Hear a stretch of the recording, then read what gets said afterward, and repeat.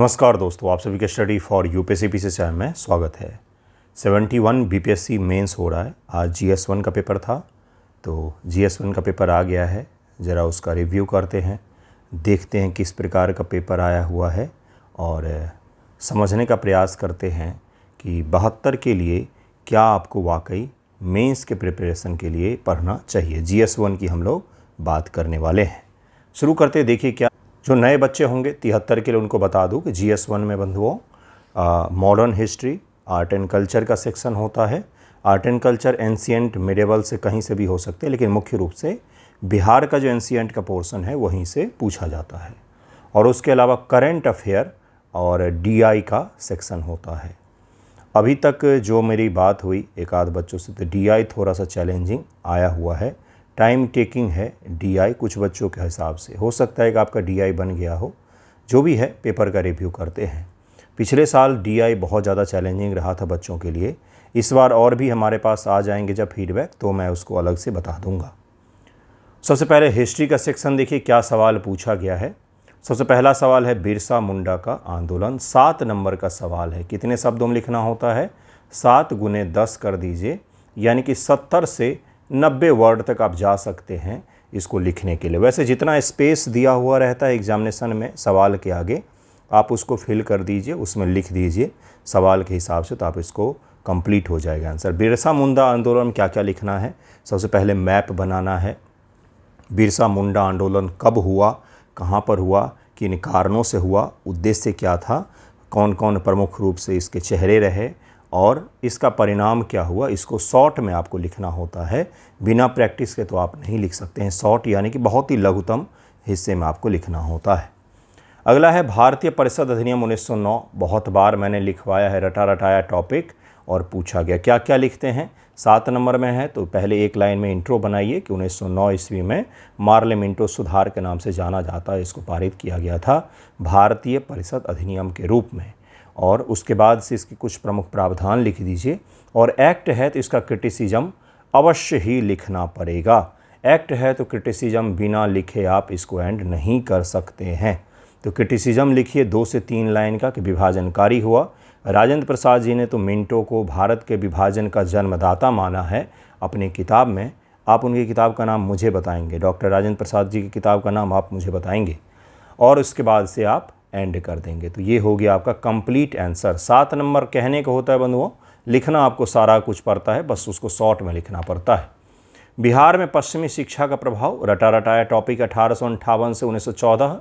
2-4 दिन पहले ही मैं GS1 का जो आंसर राइटिंग करवा रहा हूँ, अब तो लगभग में एंड होने वाला है, तो उसमें मैंने बच्चों से बोला था कि वुड डिस्पैच और भारत में शिक्षा सुधार को लेकर जो काम हुए उसके बारे में लिखिए। और वहीं से यह सवाल आपका बहुत बार बिहार में पूछा गया। पाश्चात्य शिक्षा का विकास, बिहार में पाश्चात्य शिक्षा का प्रभाव, इस प्रकार से पूछा जाता है। हर साल ही पूछा गया, हर साल का मतलब हर साल वही रटा रटाया टॉपिक पूछा गया है। जयप्रकाश नारायण और भारत छोड़ो आंदोलन, तो इसमें क्या आएगा भाइयों बहनों? इसमें आएगा आज़ाद दस्ता के बारे में। आज़ाद दस्ता गठित किया था, कांग्रेस सोशलिस्ट के ये मेंबर थे जिन्होंने बाद में आर्म्ड और हिंसक प्रकार से भी अंग्रेजी सरकार का विरोध किया। बिहार के और नेपाल के तराई प्रदेशों में 1942 के दौरान यह चर्चा में रहे। जेल से फरार हुए थे राजेंद्र प्रसाद, इनके बहुत सारे साथी, और उसके बाद से इन्होंने हिंसक संघर्ष को भी बिहार में कहीं न कहीं अंग्रेजों के खिलाफ उपयोग किया था। तो राजेंद्र प्रसाद, जयप्रकाश नारायण और भारत छोड़ो आंदोलन के बारे में आपको लिखना है। 6 नंबर का सवाल है। सबसे इंटरेस्टिंग चीज़ देखिए, BPSC किस प्रकार से एक्सपेरिमेंट कर रही है। 6 नंबर के भी सवाल आपसे पूछे जा रहे हैं। 6 नंबर के हैं, ऊपर वाले 7 नंबर के सवाल हैं। पूर्वी भारत की पाल कला, पूर्वी भारत की ईस्टर्न इंडिया की पाल कला जो है, यहाँ पर बिहार, बंगाल और वर्तमान का बांग्लादेश, कभी भारत हुआ करता था कुछ साल पहले तक, तो यहाँ पर पाल वंश का शासन था।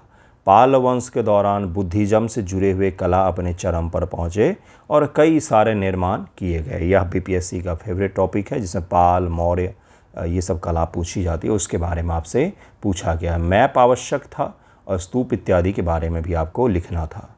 बिहार के BPSC एग्जामिनेशन में 3 थिंकर हैं भाइयों बहनों। एक है रविंद्रनाथ टैगोर जी, रविंद्रनाथ ठाकुर भी कहते हैं इनको, और दूसरे हैं कौन, तो पंडित नेहरू जी, और तीसरे हैं हमारे बापू गांधी जी। इन तीनों में से एक का सवाल जरूर ही आता है, लेकिन पहले लॉन्ग फॉर्मेट में आता था, लेकिन बीपीएससी ने अब इसको शॉर्ट फॉर्मेट में कर दिया है। तो ये भी सवाल आपसे पूछा गया है। अब 1857 का विद्रोह है, बहुत ही शानदार सा टॉपिक है, बीपीएससी का फेवरेट में से एक है। हिस्ट्री में इस बार अभी तक तो उसने सरप्राइज़ नहीं किया है, जैसे पिछली बार उसने हिस्ट्री में सरप्राइज़ कर दिया था बच्चों को, कुछ एक आध सवाल इधर उधर से पूछ के, लेकिन इस बार ऐसा कुछ नहीं पूछा गया है। 1857 के विद्रोह के राजनीतिक, आर्थिक और सामाजिक कारणों का विश्लेषण कीजिए और बिहार के योगदान का आलोचनात्मक मूल्यांकन करना है आपको। आलोचनात्मक यानी कि क्रिटिकली एनालाइज करना है आपको। क्रिटिकल इसी को कहा जाता है डायरेक्टिव वर्ड, एंड वर्ड भी कहते हैं इसको, निर्देशात्मक शब्द कहते हैं इसको अंग्रेजी में। यही तो सवाल यही तय करेगा कि आप इस सवाल में क्या क्या लिखेंगे। सबसे पहले तो उसने स्पष्ट पूछा है सामाजिक, आर्थिक, राजनीतिक और आर्थिक कारणों का विश्लेषण कीजिए। कारण बताइए कि क्या क्या थे, और उसके बाद से बताइए बिहार का योगदान, और योगदान का फिर क्रिटिकली एनालिसिस करना है, किस प्रकार से सकारात्मक हमारा योगदान रहा और क्या योगदान हो सकता था जो हम नहीं दे पाए। इसी को कहा जाएगा एनालिसिस क्रिटिकली, कि आप क्रिटिसिज्म तो डायरेक्ट नहीं करेंगे क्योंकि विद्रोह में तो योगदान था ही, लेकिन कहाँ कहाँ पर कमियां रह गई उसको बताना है। जैसे दरभंगा के महाराज ने, उस समय बिहार के महाराज थे, लेकिन जहाँ पर बाबू कुंवर सिंह अंग्रेज़ों के खिलाफ लड़ रहे थे, तो वहीं पर दरभंगा के महाराज ने साथ दिया था। तो ये क्या था? ये था भाई, एक ही राज्य के एक राजा अंग्रेज़ के साथ हैं, वहीं पर दूसरे अंग्रेज़ों के खिलाफ लड़ रहे हैं। बहुत सारे वर्ग हैं जो इस विद्रोह से खुद को अलग रखे हुए थे, संभ्रांत पढ़े लिखे लोग इससे दूर रहे थे। तो इस प्रकार से आप इसका क्रिटिकली एनालाइज कर सकते हैं। इसका सेकंड सवाल जो इसके ऑप्शन में दिया गया है वो भी वही सवाल है जो एक्सपेक्ट करते हैं बच्चे, और खूब रट के भी जाते हैं। बिल्कुल अशोक स्तंभ स्तूप वगैरह सबकी फ़ोटो वोटो भी बना के जाते हैं पढ़ के। मौर्य कला के वास्तुकला, मौर्य कला के वास्तुकला, मौर्य काल होगा, मौर्य कला और वास्तुकला की प्रमुख विशेषताओं। तो आर्ट एंड आर्किटेक्चर दोनों पूछा गया है आपसे। तो आर्ट में तो सुंदर सुंदर मूर्तियाँ भी आ जाएंगी, और वास्तुकला में जैसे चंद्रगुप्त का जो राजप्रसाद है, राजप्रसाद का मतलब उसका भवन जो है इत्यादि, वो सब चीज़ें भी आ जाएंगी। तो आपको दोनों के बारे में लिखना है कि प्रमुख विशेषताएं, इनकी विशेषताएं क्या थी, इनका वर्णन करें। जैसे ब्लैक्ड पॉलिश्ड किया हुआ मृदभांड जो दिखता है, या मौर्य काल के पॉलिश्ड किए हुए जो मूर्तियाँ दिखती हैं, उससे बेहतर पॉलिश्ड मूर्तियाँ कहीं बनी ही नहीं। और उनका आकलन करें कि उन्होंने उस काल के राजनीतिक और सांस्कृतिक मूल्यों को किस हद तक व्यक्त किया है। बहुत ही सुंदर सवाल कि अशोक के जो राजनीतिक और सांस्कृतिक मूल्य थे, सर्वधर्म हिताय का, सभी के लेकर के आगे बढ़ने का, समावेशिता का, उसको अशोक ने किस प्रकार से बनाने का प्रयास किया है, या मौर्यों ने किस प्रकार से ढालने का प्रयास किया है। यही आपको लिखना है। न केवल आर्ट के बारे में लिखना है, बल्कि उन आर्ट के पीछे के वैल्यूज जो थे उस सिस्टम को भी यहाँ पर व्यक्त करना पड़ेगा। तो सवाल पढ़ने में प्रथम दृष्टि आसान है, लेकिन जब आप इसके कोर को समझते हैं तो यह सवाल आसान नहीं रह जाता है।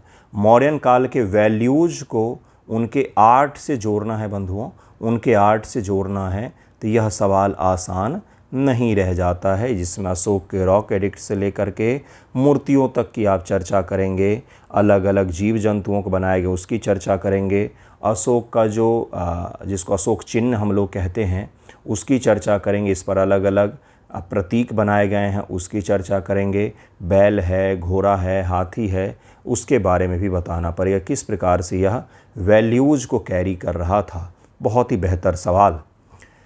नेक्स्ट सवाल है, प्रारंभिक संवैधानिक आंदोलन से लेकर के जन आंदोलन तक भारतीय राष्ट्रीय आंदोलन के रूपांतरण की चर्चा करें।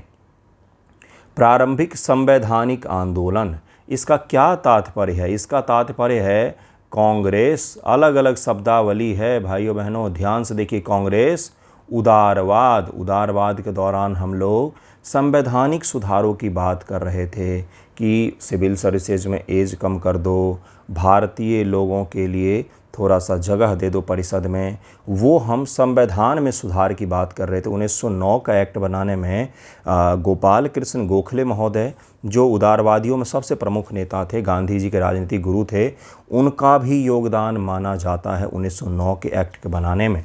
तो ये संवैधानिक सुधार से लेकर के जन आंदोलन कब से शुरू होता है? जब गांधी जी का प्रवेश होता है 1915 में, और उसके बाद से जनता ड्रिवेन आंदोलन होता है। जनता यानी कि जनता अब आंदोलन को लेकर के आगे बढ़ रही है। कांग्रेस के जनाधार में काफ़ी विस्तार हो गया है। अब सामान्य लोगों के मुद्दे हैं। अब सिविल सेवा में आयु का मुद्दा नहीं है, लैंड रिफॉर्म का मुद्दा नहीं है, आर्म्स एक्ट का मुद्दा नहीं है, प्रेस स्वतंत्रता मुद्दा नहीं, बल्कि मुद्दा है गरीबी, शोषण, आर्थिक शोषण, खेतीहरों का मुद्दा है। इस प्रकार के अब मुद्दे उभर करके आ रहे हैं। ये आम जन का मुद्दा है। से रूपांतरण की चर्चा कीजिए तो इसमें आपको बताना पड़ेगा कांग्रेस उदारवाद से गांधीवादी युग की ओर, और विभिन्न ऐतिहासिक चरणों में बिहार की भूमिका को रेखांकित कीजिए। उदारवाद के दौरान में बिहार की भूमिका और गांधी जी के जन आंदोलन में बिहार की भूमिका, या कांग्रेस के जन आंदोलन में बिहार की भूमिका को आपको बताना पड़ेगा। सबसे शानदार सवाल हिस्ट्री का कोई आज आया है तो यही सवाल आया है। सबसे शानदार सवाल यही आया है।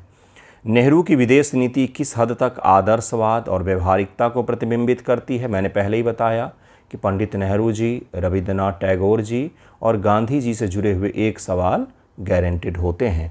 इसकी मुख्य विशेषताओं के संदर्भ में परीक्षण करें। इस सवाल के लिए कोई खास किताब पढ़ने की आवश्यकता नहीं थी। अगर आपने स्वतंत्र विश्व राजनीति पढ़ा होगा, आधुनिक विश्व राजनीति, 12th पॉलिटी NCERT, तो उसमें नेहरू जी की विदेश नीति के बारे में बहुत डिटेल बताया हुआ है। विदेश नीति में विशेष रुचि हो तो NBT, नेशनल बुक ट्रस्ट की एक किताब आती है विदेश नीति, मैं उनका नाम भूल गया, कोई दत्त महोदय हैं, बहुत ही शानदार किताब है। नेहरू जी, मनमोहन सिंह, अटल बिहारी वाजपेयी, गुजराल, इंदिरा गांधी, राजीव गांधी, इन सब की विदेश नीति दी हुई है उसमें। तो आदर्शवाद क्या था? पंचशील जैसी चीज़ें और व्यवहारिकता को प्रतिबिंबित करती, बिल्कुल कर रही थी। नाम जैसी जो चीज़ें हैं वो व्यवहारिकता था कि दुनिया में विकासशील और नए नए आज़ाद हुए देशों को किसी के भी पक्ष में नहीं जाना चाहिए, बल्कि अपना पक्ष बनाना चाहिए। आज भी वेस्ट एशिया क्राइसिस में नाम, अर्थात क्या कहा जाता है इसको, नॉन अलाइंड मूवमेंट, क्या कहा जाता है इसको, नॉन अलाइंड मूवमेंट। ये आज भी हमारा काम आ रहा है कि ना तो हम ईरान के पक्ष में हैं, ना तो हम अमेरिका इजराइल के पक्ष में हैं। तो यह आदर्शवाद तो था ही कि हमें किसी भी गुट में शामिल होकर के फिर से औपनिवेशिक शक्तियों के कार्य क्षेत्र में नहीं आना है, उनके दबाव में नहीं आना, और साथ में वास्तविकता भी था, रियलिस्टिक व्यवहार को भी दिखाता था, रियलिस्टिक अप्रोच को भी दिखाता था कि किस प्रकार से इसने देशों को स्वतंत्र रूप से उभरने में मदद किया। हालांकि इसका क्रिटिसिज्म भी करेंगे कि समटाइम विदेश नीति में आदर्शवाद की जगह पर व्यवहारिकता को ज़्यादा प्रमुखता देनी चाहिए, जैसा कि हमने कश्मीर मुद्दे पर देखा, जैसा कि हमने पंचशील के कुछ वर्षों के बाद चाइना वॉर में देखा है। तो इस प्रकार से दोनों पक्षों को लिख सकते थे। बहुत ही सुंदर सवाल है ये, इस प्रकार के सवाल लिखने का अलग ही आनंद है। नेक्स्ट टॉपिक देखिए क्या है। कुछ दिन पहले ही हमने पढ़ा था इसको, WHO और इत्यादि के बारे में। विश्व स्वास्थ्य संगठन द्वारा भारत के औषधि सुरक्षा के नियमों में खामियों को लेकर चिंता व्यक्त करने को संदर्भित करते हुए विस्तृत चर्चा कीजिए। 8 नंबर में कौन सा विस्तृत चर्चा करेंगे भाई? आदि कर्मयोगी अभियान और जनजातीय ग्राम दृष्टि 2030 के घोषणा के अधिक अधिकार केंद्रित व्यवस्था की ओर योगदान का संक्षेप में उल्लेख। इस वाले सवाल का जो सबसे सरप्राइजिंग चीज़ है ना बंधुओं, ये जुलाई 2025 का करंट है। धरती आबा जनजातीय वाला मैंने एक टॉपिक पढ़ाया था, आपको याद है क्या? जिसमें क्या पढ़ा था हमने? धरती आबा कहा जाता है उसको, धरती आबा जनजातीय ग्राम कार्यक्रम जुलाई 2025 में लॉन्च किया गया था। जनजातियों के लिए सबसे बड़ी योजनाओं में से एक है। प्रधानमंत्री मोदी ने खुद ही लॉन्च किया था और उसके बारे में आपसे पूछा गया है। ऑनलाइन गेमिंग, ये पिछले साल नवंबर का टॉपिक है। ऑनलाइन गेमिंग पर पारित विधेयक कैसे ई-स्पोर्ट ऑनलाइन सोशल गेम्स को कैसे बढ़ावा दे सकते हैं, साथ ही युवा और समाज को धोखाधड़ी, सामाजिक बुराइयों से कैसे सुरक्षित रख सकता है, इसके बारे में आपसे पूछा गया है। ऑनलाइन सोशल गेमिंग को लेकर कुछ दिन पहले ही भारत सरकार के द्वारा एक एक्ट पारित किया गया। करंट अफेयर इम्पॉर्टेंट टॉपिक जो मैंने दिया भी है, ग्रुप में भी है, स्क्रीनशॉट भी दे दूंगा। उसमें सबसे दूसरा या तीसरा टॉपिक ही है ऑनलाइन गेमिंग रेगुलेशन, जिसके बारे में पूछा गया है आपसे। तो ऑनलाइन गेमिंग रेगुलेशन को लेकर के भारत सरकार ने क्या कहा कि जितने भी मनी आधारित ऑनलाइन गेमिंग थे सबको बंद कर दिया गया। सट्टा आधारित जितने भी ऑनलाइन गेमिंग थे सबको बंद कर दिया गया, रेगुलेट किया गया है। बहुत सारे बंद भी हुए हैं, बहुत सारे को रेगुलेट भी किया गया है। क्या कहा गया है कि कैसे ई स्पोर्ट और ऑनलाइन सोशल गेम्स को कैसे बढ़ावा दे सकता है।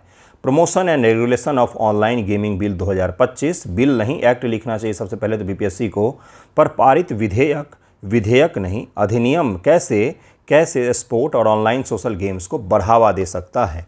साथ ही युवा और समाज के धोखाधड़ी, सामाजिक बुराइयों को कैसे सुरक्षित रह सकता है। तो पहले ही मैंने आपको बताया कि इसकी सबसे बड़ी जो खासियत थी कि इसको ये कहा गया कि जितने भी मनी आधारित पैसे लगाने वाले जितने भी गेम हैं वो सब बंद किया गया, गैम्बलिंग इत्यादि को बंद कर दिया गया और इस प्रकार के गेम को बढ़ावा देने के लिए कहा गया जो एडिक्टिव ना हो, जिनका लत ना लगे, इस प्रकार के चीज़ों को लेकर के यह एक्ट लाया गया था। लेकिन सबसे बड़ी चीज़ है कि यह शॉर्ट आंसर में पूछा गया है, जबकि ये लॉन्ग आंसर का टॉपिक है, 8 नंबर में आपसे पूछा गया है।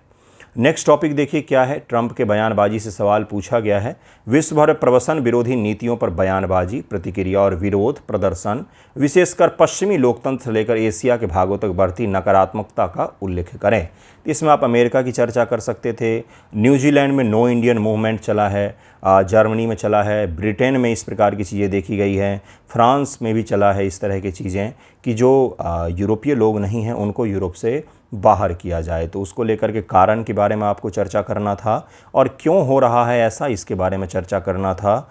और इस संबंध में कुछ वैश्विक संस्थाएं हैं जो इसके लिए काम करती हैं प्रवसन के लिए, उनके 1-2 कोट्स को आप लिख देते या उनकी चर्चा कर देते, उनके आंकड़ों को बता देते तो भी आपका यह प्रश्न जो है काफ़ी ज़्यादा सही बैठ जाता। तो यह चर्चित विषय रहा है। ट्रंप से लेकर के यूरोप से लेकर के न्यूजीलैंड तक में तो सिखों के खिलाफ बहुत बड़ा मूवमेंट ही चला कि इनको बाहर करो यहाँ से। नेक्स्ट टॉपिक है भारत अफगानिस्तान संबंध और अफगानिस्तान के विदेश मंत्री की यात्रा के साथ संबंधों के रणनीतिक पुनर्संरचनाओं का विस्तृत वर्णन करें। भारत अफगानिस्तान का जो संबंध है उसमें अफगानिस्तान के विदेश मंत्री को हमने आधिकारिक विदेश मंत्री नहीं माना है। सबसे पहले तो ये समझना चाहिए था बीपीएससी को पूछने से पहले। वो तालिबान के विदेश मंत्री हैं जिस तालिबान को अभी तक हमने अफगानिस्तान के आधिकारिक गवर्नमेंट के रूप में मान्यता नहीं दी है। ठीक है, तो भारत अफगानिस्तान संबंध बियॉन्ड उनसे पहले भी है और अभी भी है और इसके बाद भी होगा। हालांकि उनकी यात्रा जब हुई थी तो उस दौरान चर्चा में था और उसके बारे में आपसे पूछा गया है। तो आपको बताना है कि रणनीतिक पुनर्संरचना किस प्रकार से हो रहा है उसके बारे में आपको बताना है।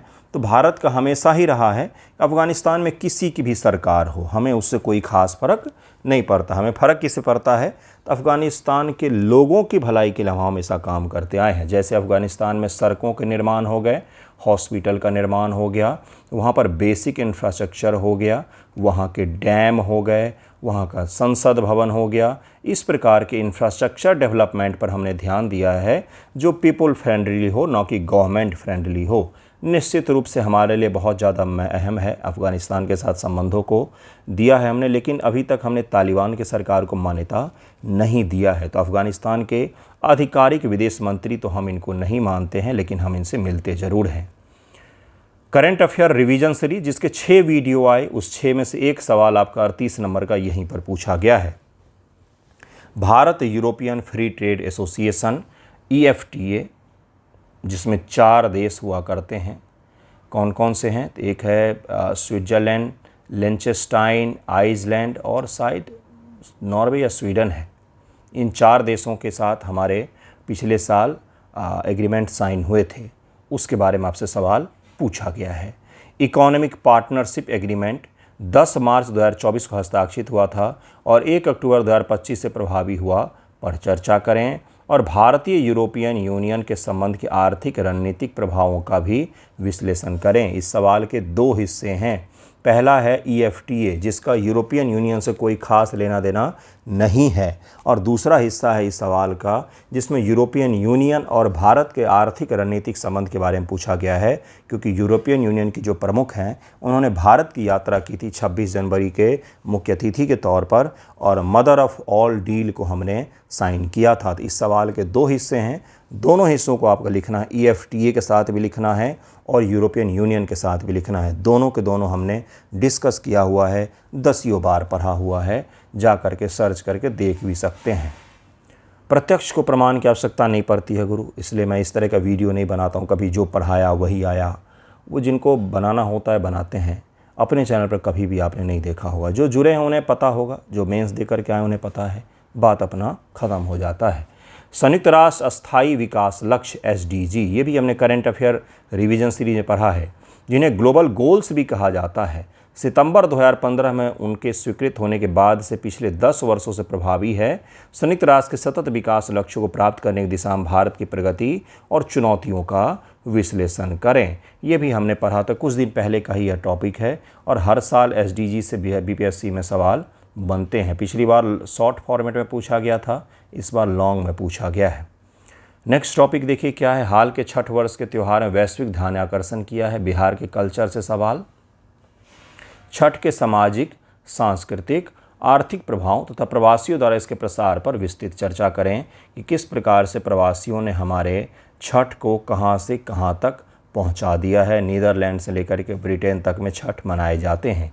इसके सामाजिक मूल्य क्या है, तो जातिगत असमानताएं, सामाजिक असमानताएं, लैंगिक असमानता, सारे भेदभाव, कहीं कहीं पर तो धार्मिक जो भेदभाव है वो भी सब के सब मिट जाते हैं। सांस्कृतिक और आर्थिक प्रभाव भी है कि हर वर्ग के लोगों को यह छठ जोड़ता है कि भाई आपको कुछ सामान समाज के सबसे निचले तबके के आदमी से भी लेना पड़ेगा। आर्टिफिशियल बड़े दुकानदारों की जगह पर छोटे दुकान जो होते हैं, जो लोकल प्रोडक्ट होते हैं, उनको शामिल किया जाता है छठ में, न कि बड़े बड़े दुकानों के प्रोडक्ट को। तो जो सामाजिक आधार है इसका, वो इसके आर्थिक पक्ष को भी बहुत मजबूत बनाता है। प्रवासियों द्वारा इसका न केवल देश में प्रचार प्रसार किया गया है, जैसे उत्तराखंड जैसे राज्य जो हैं वहाँ पर अब छठ की छुट्टी को घोषित किया जाता है। उसी प्रकार से दुनिया भर के अलग अलग देशों में अलग अलग जगहों से पर्यटक आते हैं पटना देखने के लिए, और न केवल आते हैं बल्कि दुनिया में अलग अलग जगहों पर, थेम्स से लेकर के नीदरलैंड, जर्मनी, दुनिया में कहाँ नहीं छठ मनाया जाता है। बहुत ही सुंदर सवाल पूछा है, ऐसा सवाल जिसको पढ़ के नहीं जा सकते हैं, केवल लिख सकते हैं सोच करके।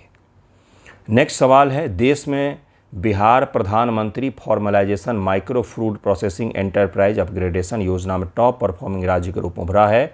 बिहार के शहरी ग्रामीण दोनों क्षेत्रों में आर्थिक विकास के योगदान में PMFME की संभावित भूमिकाओं का विश्लेषण करें। इस परफॉर्मेंस अपग्रेडेशन के बारे में आपसे सवाल पूछा गया। इसके बाद DI के सारे सवाल हैं, DI के सारे सवाल है, DI के सवाल हल करने होते हैं। तो करंट अफेयर को अगर हम रेट करें तो सभी पक्षों में, जैसे इसमें ये सवाल था करने लायक, आसानी से कर सकते थे। इसमें अगर किसी बच्चों को EFTA नहीं भी याद होगा, यूरोपियन यूनियन का नहीं याद होगा, तो सस्टेनेबल SDG तो सब पढ़ के जाते हैं। SDG तो पढ़ के जाना ही होता है, और SDG 2030 में एंड हो रहा है, तो निश्चित तौर पर आपसे पूछा जाएगा। और हर एग्जाम में पूछा जाता है, कितनी बार हम लिखते हैं SDG के बारे में, तो SDG के बारे में आपसे सवाल पूछा गया है। EFTA के बारे में भी पढ़ के गए होंगे, ये सवाल इसमें आसान था।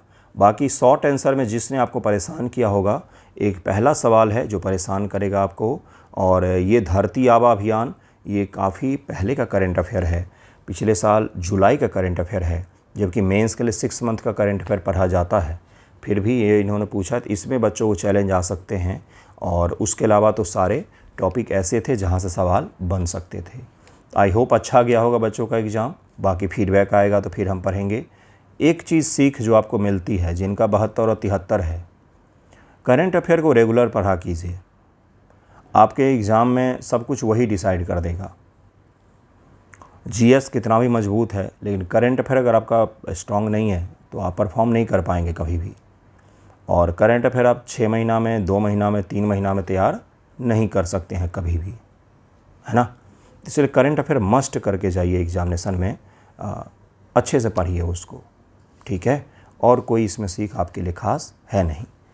और प्रैक्टिस तो बिना करे आप लिख नहीं सकते हैं इसको, ये भी है। आपको यहाँ पर आसान लग रहा होगा, लेकिन 3 घंटे में इतने सारे सवालों के साथ साथ DI भी 2 सॉल्व करने होते हैं, जो काफ़ी चैलेंजिंग होता है। तो पेपर यहाँ आसान लगे, लेकिन एग्जामिनेशन हमेशा कठिन ही होता है। थैंक यू सो मच आप सभी का वीडियो देखने के लिए। अगले वीडियो में, कल के वीडियो में हम लोग GS2 का डिस्कशन करेंगे। धन्यवाद आप सभी का।